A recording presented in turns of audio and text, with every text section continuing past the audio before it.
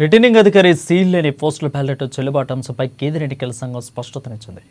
ROC లేకపోయినప్పటికీ postal బ్యాలెట్లను తిరస్కరించవద్దని EC నిర్ణయించింది.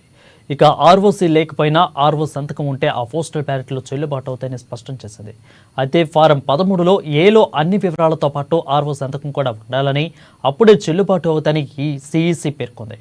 ఒకవేళ ఫామ్ 13లో ఓటరు సంతకం, ఆర్ఓ సంతకం, బ్యాలెట్ సీరియల్లో నెంబర్ లేకపోతే ఆ పోస్టల్ బ్యాలెట్ను తిరస్కరించాలని ఈసీ మార్గదర్శకాలను జారీ చేసింది.